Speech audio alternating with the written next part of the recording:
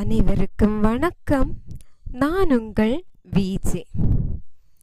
சண்டேவில் சொன்ன ராசி பலனை கேட்டு வெள்ளி மற்றும் செவ்வாய்க்கிழமைகளில் பசுமாட்டிற்கு அகத்திக்கீரை கொடுக்க முடிவு செய்தேன். எங்கள் வீட்டின் அருகே உள்ள ஒரு கடை தெருவில்தான் அந்த கீரை விற்கும் 75 அல்லது 80 வயது இருக்கும் பாட்டியை சந்தித்தேன். ஒரு சிவப்பு சின்னாளம் பட்டு புடவை, கருப்பு ரவிக்கை, நெற்றியில் 4 அணா அளவிற்கு குங்குமம் போட்டு, கருப்பு ஆனாலும் வசீகரமான முக அமைப்பு.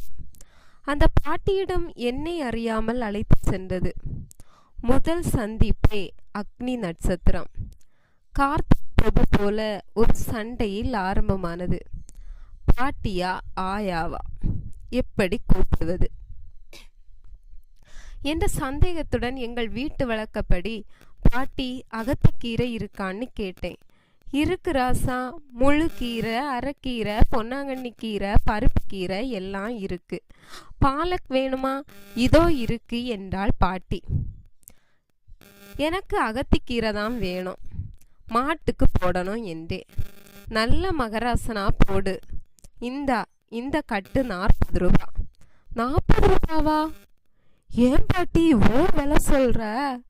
கீரையா தங்கமாயுது என்றேன். அவ்வளவுதான். பாட்டிக்கு கோபம் வந்துவிட்டது. இந்தாயா, கீரை வேணும்னா வாங்கு, தங்கம் ஆயிரம்னு வீணா பேசாத என்றாள் பாட்டி. பாட்டிக்கு இவ்வளோ கோபம் வரும்னா எனக்கு எவ்வளோ வரும்? பாட்டி, நீ மட்டும்தான் கீரை விற்கிறியா? இன்னும் எவ்வளோ கடை இருக்கு?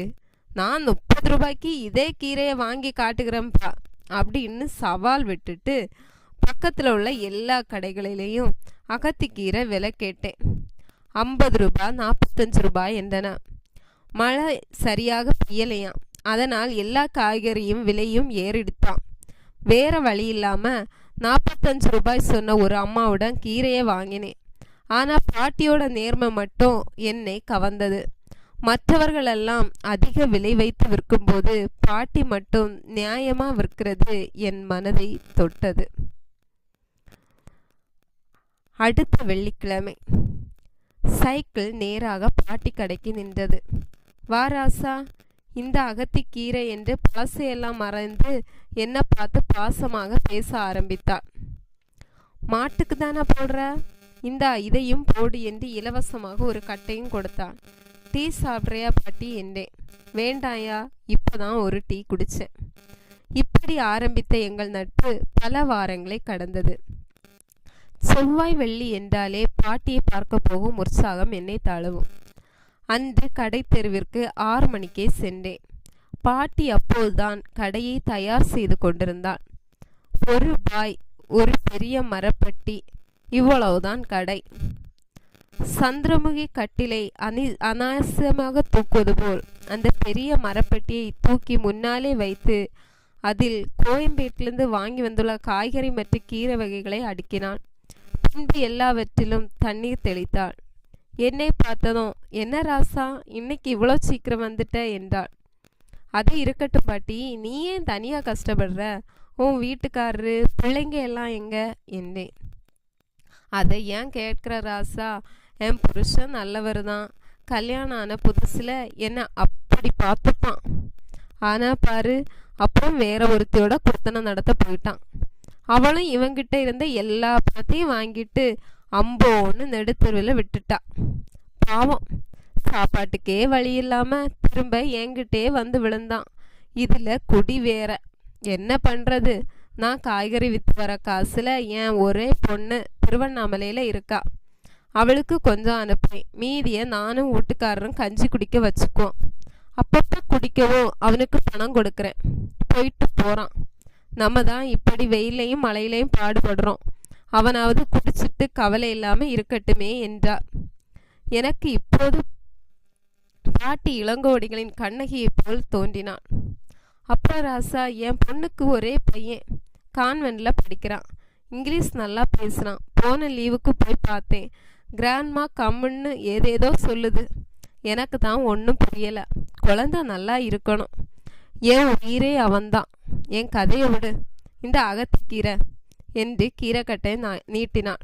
கூடவே இலவச கட்டும் இருந்தது. பல வாரங்கள் கடந்தன. ஒரு நாள் நான் சற்று லேட்டாக கடைக்கு சென்றேன். அங்க பாட்டி வழக்கமான சிரிப்புக்கு பதிலாக ரொம்ப பதட்டமாக இருந்தாள். என்ன பார்த்ததும் அழ ஆரம்பித்தாள். ஏன் ராசா, வந்துட்டாயா? உனக்கு கீரையை கொடுத்துட்டு தான் ஊருக்கு கிளம்பணும்னு இருக்கேன். ஏன் பாட்டி, என்னாச்சு என்றேன். அதை ஏன் கேட்குற? நேற்று பிள்ளைய ஸ்கூலில் விட சைக்கிளில் போன என் பொண்ணு மேலே ஒரு லாரி மோதிட்டான். பொண்ணும் பேரனும் பக்கத்தில் இருந்த பள்ளத்தில் விழுந்து ரொம்ப அடியான். பொண்ணு இப்போ பரவாயில்லையாம், ஆனால் குழந்தை தான் இன்னும் கண்ணு முழிக்கலையாம். ராசா தலையில் நல்லா அடியான்.